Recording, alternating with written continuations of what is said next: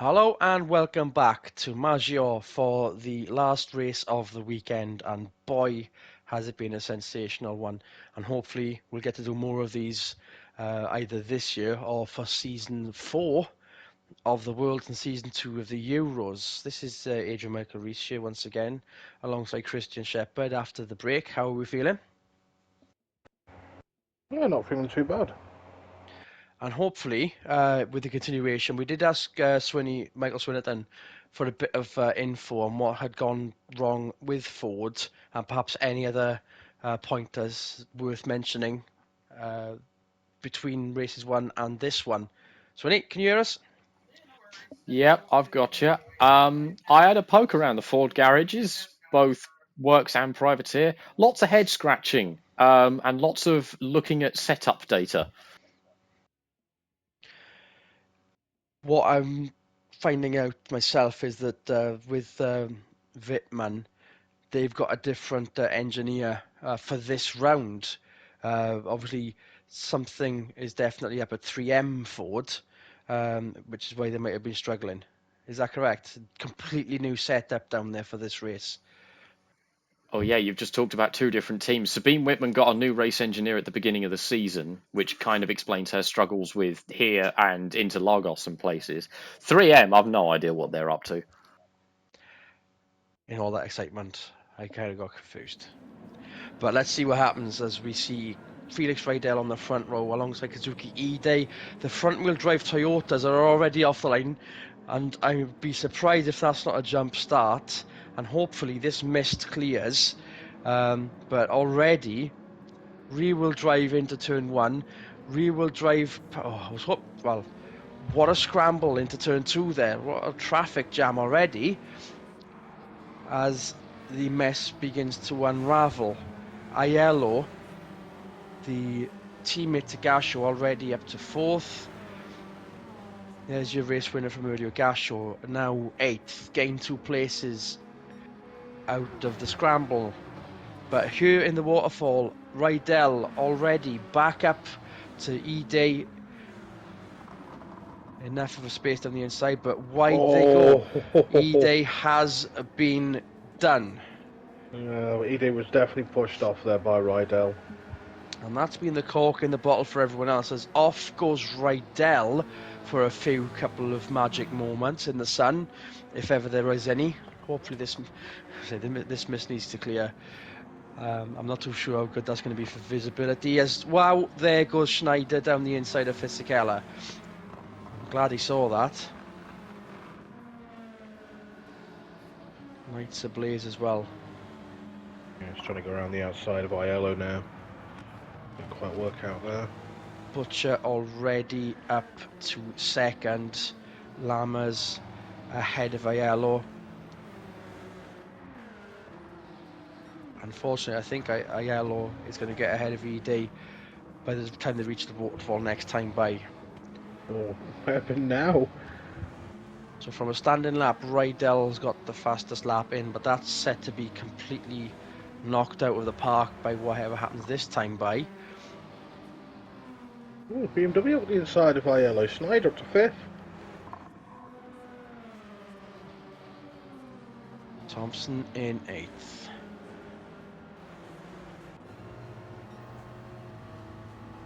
Over the Aiello as Schneider tries to get around E-Day, but I think Aiello's going to get both of them before the waterfall. Yeah. Here we go. Enough of a space, and they're allowed that, if you remember, if you did what... E-Day's been shoved to the gravel again. How much bad luck do you need? That's going to cause some increase, surely. That's twice in 2 laps. Moments like that will be pivotal, not just for E-Day, but for Toyota themselves. The Gazoo outfit trying to put the Corolla deal together. We're hearing that's on the rocks as Gasho down the inside of Ida already, down to 9th. The crown isn't rural to anywhere else other than Japan for obvious reasons. It might not be the best decision to make. I mean, it did look good in Season 2. Not so much in Season 3, no matter how much input Gordon Butcher is putting into it, especially in 2nd. Yeah, Gordon Butcher's managed to crawl his way up to second without any real fanfare.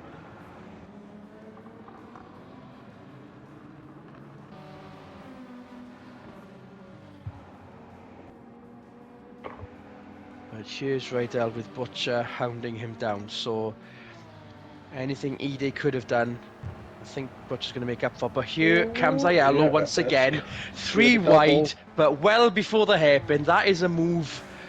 That is probably the best move of the weekend. But then again, Oh, are you sure? I think Butcher might have taken that cleanly away. we really need to sort of, to move into a turn where 3 could get the position back. The sun's starting to break through. Okay. Rydell down to third, but Lama's in the works Honda. The newer Lama's spec forced Honda wide. as well. Almost getting ahead there. Schneider still 5th. Aiello with the fastest flying lap on lap 2, but I think this might be different this time by, because, wow, we might just see our first double winner of the season. Aiello already got one down before Maggiore. And Sizing him up, just going to go for the inside line. That's likely going to be a place in. Aiello fastest decision. lap of the weekend. There we go. That is a 10th faster than his teammate earlier on. Props to both organisers of both championships to switch from the previous layout we saw in season 2 to use the much faster straights of the west variant, not the east variant, because we are seeing some cracking displays of motorsport and motor racing. Give or take a few panel beatings here and there. Thompson down the inside of Schneider for 6th, but there's Gasho still in 8th. Within there, yeah. EJ still Thompson's in having a 9th. cracking weekend at this rate.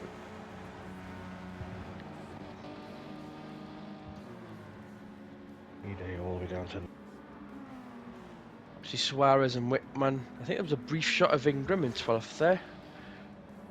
No, it wasn't. It was Dumas and Webber 13th. So Ingram still in 14th. Palou is ahead, at least, of another car. At least another manufacturer. It's not sparing anyone's blushes. Okay, so there is the other BMW. BMW for Volkswagen of Wirtz, somehow down in 18th.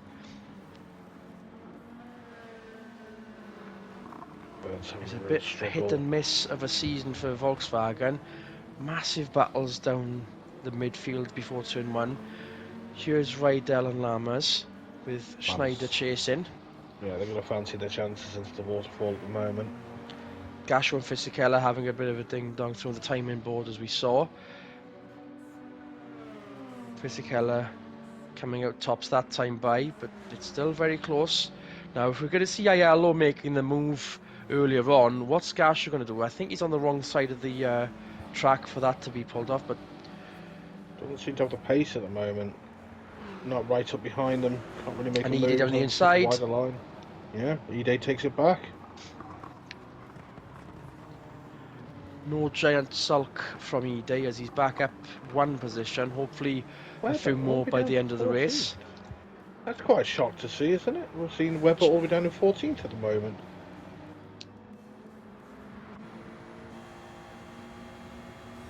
Considering the race win, a bit of a slump. No ballast in this championship, by the way, if anyone was wondering. The bop is done between races. Everyone's on board with it, everybody's happy. Well, unless you are penalised to some degree. Ingram up to 12th now with Dumas trying to fend off Webber. Aiello now cutting nearly half a second, over half a second out of his personal best and everybody's best now as the track starts to cool. There's no stopping that Renault. You can see on the track he is gone, still halfway to go. I wonder if the tyres are going to hold up this time by. Rydell third, Schneider fourth, up the head of Lammers now. Yeah, back ahead of Honda, yeah. But Lammers could be getting that back through the waterfall. Let's see what happens. Already down the inside, enough of a gap on the inside. They've been allowed to do that this weekend. and that's Wide good. goes Schneider. Yeah. Everyone seems to be going wide this time by. Thompson starts the game. Already down the inside. Okay. Straight through. Picking up on that being very good weekend for Honda, even if they didn't win earlier. Ide and Gasho. Wow, 4th to 9th, one shot right there through the rabbit ears. I think some of these drivers at the moment are just letting their pride get the better of them and trying to stick it around the outside and find themselves into the gravel at the moment. I wonder, would this have been possible with the Michelin tyre? They're being very brave to try and pull the moves off. If the Michelin rubber's been laid down by the Euros, is allowing these guys... Corner. There was a bit of a left tap there. We're definitely past Fisichella for the time being, although Fisichella's going to come back at. I can't quite get it done. Fisichella all the way down to 9th again. No doubt, with the more tyre rubber that's laid down, the grip is going to be much more useful. Ingram up to 10th as well. Ide up to 7th, but Gasho already relegating back down, yeah. And the Alphas, there we go. Straight back through. Now in lucky 7th position after all that bad luck. Speaking of bad luck, where's Alpha? There's one. There's Fisichella in 9th. Wittmann 12th. So the advert that was on, especially for Duma and the privateer Alpha, good advert for touring cars. We were expecting Alpha, or at least some kind of stronger input from the executives to see what kind of performance they could get out of that Alpha. Different days indeed compared to season 2. Ingram up to 10th. Gashu just can't seem to get rid of himself a Toyota at the moment. The top. Still in 4th place. Still doing quite well in the older Honda Civic. So whilst they also got a gap, there's 2nd, 3rd, 4th, 5th, and almost 6th in the same shot.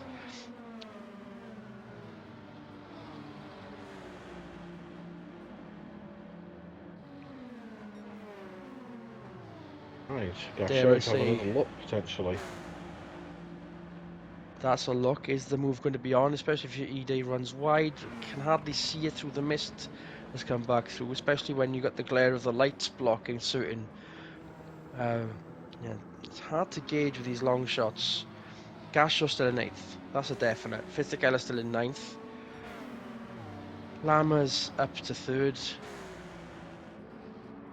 Privateer Honda in between. There's Thompson in 5th. Sophia Schneider still 6th. E-Day still 7th. So just a note on the Alfa Romeo situation. Not entirely sure what's going on at the moment, but I will put it in contrast of last time we were at this track last year, Alfa Romeo came away with a 1-2 finish. Yeah. Stark contrast indeed.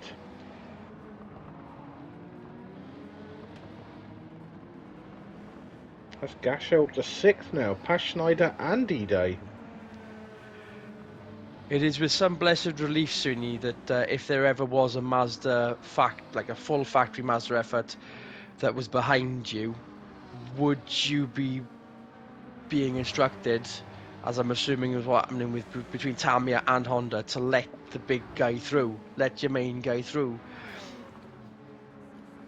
One would assume so, though Rydell's not really making it easy, is he? There we go. But wide goes Thompson. That's going to look good for Honda PR. And privateer PRs. Gasho's look to set to take advantage, as is Schneider. The rabbit ears approach. I think Schneider pushed through That Rydell there to get the place back off Gasho. so Gasho still ahead of. Sorry, Gasho still behind Schneider. Schneider still behind Rydell. As the two factory Hondas are now third and fourth. And by the looks of it, Aiello has started to lose some ground. In fact, hold on a minute. That gap was much bigger earlier on, so that's not a fastest lap for Aiello this time by. Okay, with 4 to go, this is going to be where it all changes.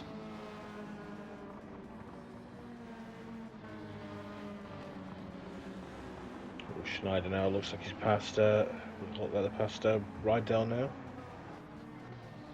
Rydell's about to get dropped another place down to 7th with Gasho coming through. That means E-Day's going to do the same. The luck from the reverse grid format has run out for Rydell by the looks of it. Yeah, but We see them do so well as E-Day seems to have slipped back a little. Was in 7th for a while. That's Gasho gaining ground, no doubt. Unfortunately, he's suffering the Swinny shuffle, as we've said before to many drivers.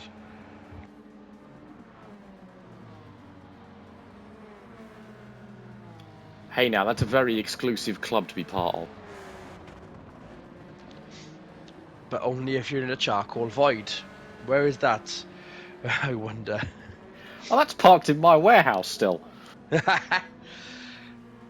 Rydell's the 7th. Gasho. But I can't help but notice that Butcher is now ahead of Aiello, as Aiello's gone wide at the Parabolica. We might need to rewind that. We might need to see the replay of that. Change for the lead with 3 to go. Aiello heading up to the rabbit ears. Let's see what happens. I wonder, we did see it in the telemetry that was a bit cautious through rabbit 1, just like Gasho did. We found out what was happening with the telemetry, that Gasho in race 1 was very careful at one point through rabbit 1 and rabbit 2 and nearly lost the lead. Aiello has definitely lost the lead by doing the same thing. I wonder if this is a sort of echo of last year's tyre balancing act, where fly away you might end up burning your tyres. Has Aiello burnt his tyres? Possibly overheated them.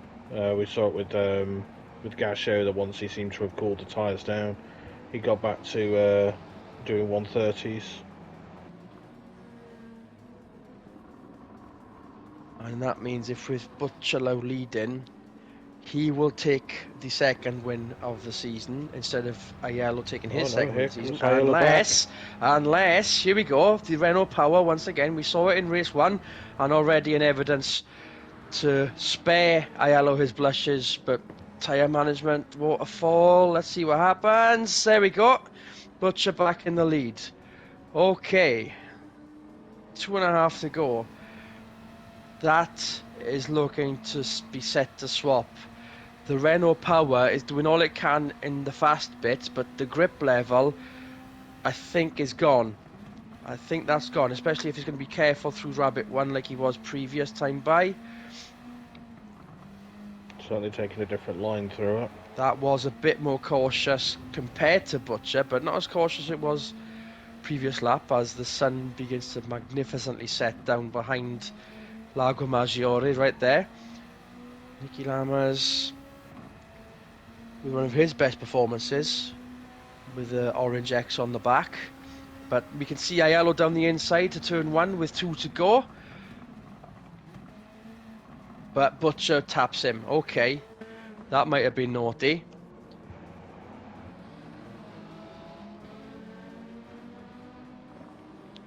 Thompson still in 4th, Schneider still in 5th, Gasho and E-Day and Rydell. The top 8 look very locked in at this point in time. They're going to have their own tussles as well. Yeah, they've made quite a gap now back to E-Day. It's quite a bit of a gap now. At least the top 8 are going to stay in the top 8. Just not necessarily in the right order, of course. Gasho with the power down, but being fended off very well by Sophia Schneider. Aiello still ahead of Butcher. That's not close enough to do any damage, but I wonder if the grip level, if we go to see Aiello and Butcher's lines through Rabbit 1 and Rabbit 2, he was definitely quicker that time by the looks of it, but this one, I wonder. Yeah, that seemed sensible enough. Butcher sensible enough as well. The gap is still spread. I can only assume that the message to Aiello from his engineer was just to, calm down. And of course, well, Gasho finding that wider line gives him a bit more of a boost to get or attempt to get ahead, but he didn't there. Ide back up to 7th. The tussle for 4th there with Thompson fending off Schneider.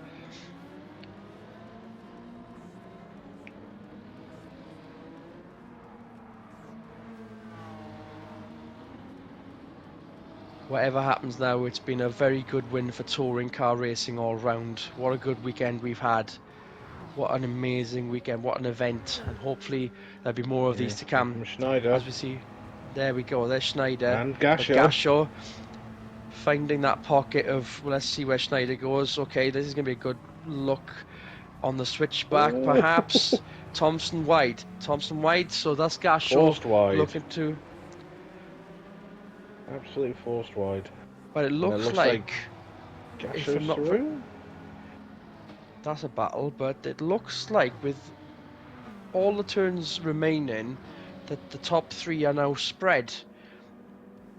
So, I wonder if Butcher's tyres had started to play up as well then, but what a good run for Aiello. What a race we've had, which is saying something compared to the other 3 we've seen this weekend.